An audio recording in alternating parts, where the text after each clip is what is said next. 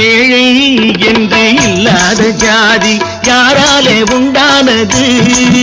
சில கோழை கும்பல் தான் வாழ வேண்டி வேதங்கள் கொண்டாடுது. ஏழை என்று இல்லாத ஜாதி யாராலே உண்டானது? சில கோழை கும்பல் தான் வாழ வேண்டி வேதங்கள் கொண்டாடுது. கோமகன் பூமகை கேவலம் மீனவன் என ஏன் காதலித்தான்?